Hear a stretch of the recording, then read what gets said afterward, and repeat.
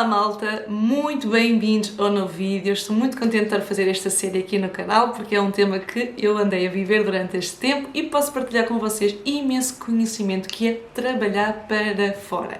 Então, hoje o tema que eu vou falar aqui no vídeo é um dos temas que foi mais votado no Instagram e se ainda não me segues no Instagram, passa por lá. Eu tenho aqui as minhas redes para vocês conhecerem. Eu estou no Instagram muito presente e falo um bocadinho do meu dia-a-dia, das dificuldades, das aventuras, de tudo, por isso é mais fácil estarmos assim juntos. E se não subscreveste ainda aqui o canal, subscreve para me ajudares então aqui no meu projeto no YouTube, que eu tenho estado muito mais dedicado ao YouTube e eu espero que tenhas gostado então dos vídeos até agora.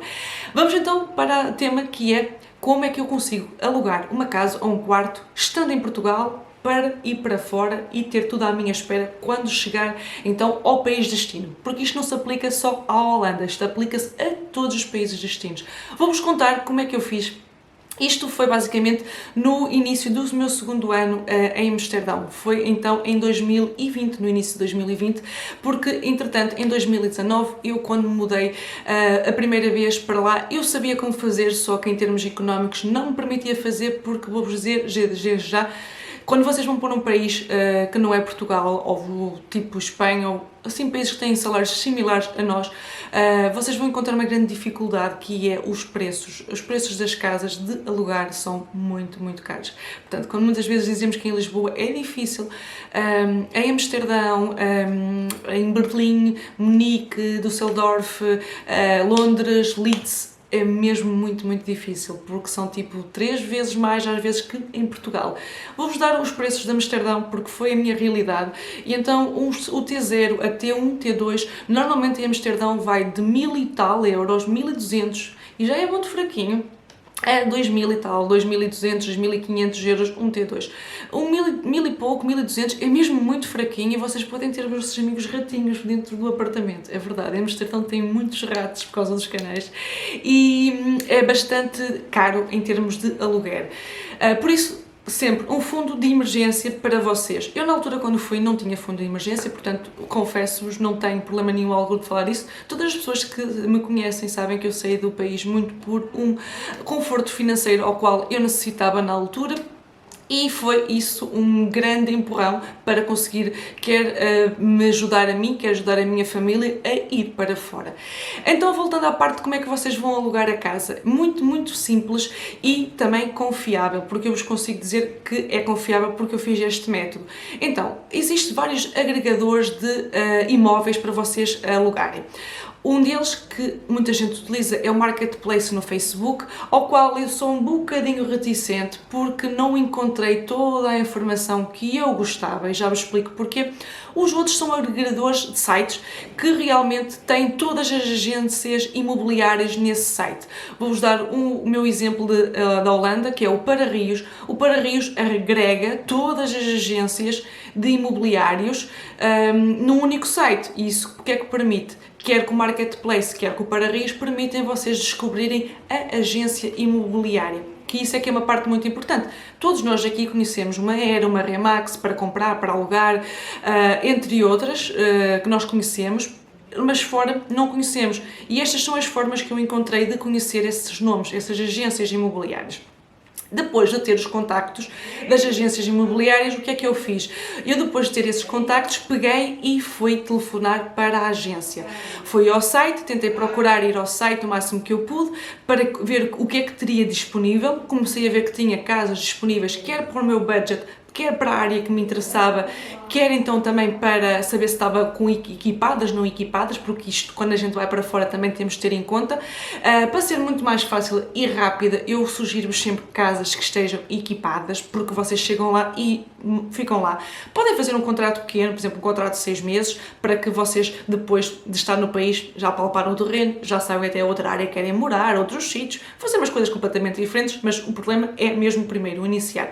Então, depois de escolher isso tudo, peguei e comecei a ligar para as agências.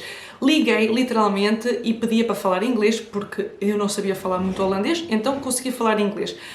Uns aceitaram, outros recusaram, pronto, mas aqueles que me aceitaram, a partir desses aí que me aceitaram, eu comecei a ter uma lista de casas que estava interessada e gostaria de ver. E à medida que ia tendo esse interesse, ia falando com a pessoa, ia vendo fotografias, até que chegávamos ao ponto de fazermos videochamada dentro da própria casa. E ao fazer videochamada dentro da própria casa, consegui perceber então as características da casa, o que é que a casa tinha, o que é que não tinha, portanto uma sensação muito mais real, porque estávamos dentro da casa, em videochamada. Um WhatsApp é suficiente, malta, porque tem vídeo. E depois, a partir daí, de ter escolhido a casa e de ter visto aquilo que eu queria, começamos então o processo, que são os pré-contratos. Os pré-contratos, vocês podem, eles dão-vos um contrato com os detalhes, o que é que tem a casa, o que é que não tem, o que é que está incluído na renda. Por exemplo, vocês, para facilitar, para quem não conhece literalmente nada, pode incluir tudo na renda, ou seja, gás, eletricidade, tudo, televisão, portanto chegam lá, já está lá tudo pronto na casa. Claro que isso tem sempre um custo maior do que irem um a um, mas pronto, estamos a falar de uma situação em que vocês não conhecem nada naquele país e não conhecem ninguém naquele país que vos vai conseguir resolver isto. Então, vocês fazem isso tudo, fazem um pré-contrato. Nesse pré-contrato, imaginem que vocês ao lerem o contrato têm alguma coisa que não concordam. Vocês podem sempre editar o contrato, podem sempre pedir para acrescentar uma coisa ou outra. Uma coisa que eu vos dou sugestão é verem sempre agências que façam os contratos em inglês, porque realmente é uma coisa que vocês necessitam e é uma língua que vocês conhecem. Porque, por exemplo, no meu caso, eu não podia fazer um contrato em holandês, não ia assinar um contrato em holandês. Era uma das coisas que eu me recusava logo, porque eu não ia entender o que eu estava a assinar. E são pequenas dicas que vos estou a dar, mas são muito importantes para quando vocês vão assinar. E depois de ter o pré-contrato assinado, de ter também feito uma transferência, um sinal, entra a parte de que vocês acordam o dia em que vão entrar na casa e depois conhecem o agente dá-vos a chave, etc. Vamos imaginar o seguinte, que vocês conseguiram fazer um contrato para uma semana depois de vocês iniciarem o vosso trabalho, mas vocês têm que estar lá, não é? Porque têm uma semana de trabalho que têm que fazer. Vocês não se prendam muito pelo facto de não ter propriamente um sítio para morar. Vocês durante uma semana podem muito bem estar num hotel, não vos vai ficar uma cena mega cara e por experiência não minha, mas de pesquisar, que eu pesquisei bastante também para entender isto, principalmente quando eu fui no início do ano, novamente em 2020, para Amsterdão, e vou-vos contar, eu fui e aterrei em Amsterdão às 11 e tal, era meia-noite e tal, e o meu agente era quase 1 da manhã, em Zaandam, mega longe, se vocês forem ver ao mapa do aeroporto a Zaandam é muito longe, é tipo margem sul, para quem está em Lisboa, é literalmente isso, é margem sul, portanto é do aeroporto de Lisboa à margem sul, do outro lado da ponte, onde tipo o último comboio da noite passou. O meu agente foi ter comigo e deu-me as chaves.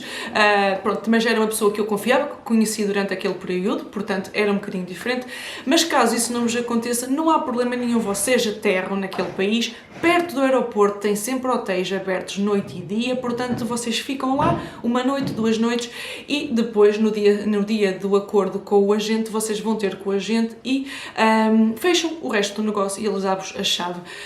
Sinais de que realmente não vos vão enganar do outro lado. Contrato, sempre, um contrato não vos vai enganar, claramente, vocês têm um contrato.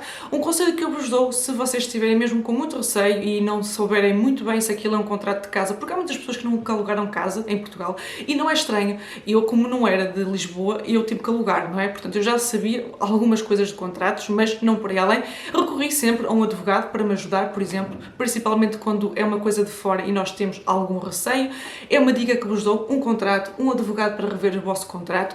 Transferência bancária, façam transferência da vossa conta portuguesa, porque caso aconteça alguma coisa e tiverem que fazer uma reclamação e tudo, vocês podem fazer reclamação diretamente no banco, portanto, vocês aterram noutro país e telefonam para o vosso agente bancário e começam a falar de tudo e explicar a situação, etc. Portanto, é muito mais fácil e rápido do que, por exemplo, fazer uma transferência de uma conta que vocês abriram na Holanda, em que o apoio é inglês e holandês, entendem? Portanto, façam da vossa conta portuguesa. E tentem ao máximo pesquisar quem é o agente, porque, por exemplo, vocês podem pesquisar mesmo informação na internet. Isso é um conselho que eu vos dou com tudo o que tenha fora e em Portugal também, mas mais para fora. Pesquisem ao máximo quem é a pessoa que vocês estão em contacto do outro lado. Há sempre registro na internet, malta, vocês sabem, porque vídeos, Facebooks, Instagrams, LinkedIns, empresas, etc. Há registro. Depois, vocês, para saber se a agência é verdadeira ou não, a agência tem que estar registada na base de dados do governo como sendo uma agência, como sendo uma empresa. Portanto, vocês vão ao site da Holanda e ao site do governo holandês e pesquisem se aquele número de BSN, aquele número fiscal, é válido ou não. Portanto, esses são pequenas coisas que vos mete mais confiantes e que podem quase ter a certeza que o processo vai correr bem. Caso não corram bem, tendo em conta que vocês fizeram o processo do contrato e da transferência bancária, vocês estão salvaguardados de certa forma, estão mais protegidos para que nada corra mal.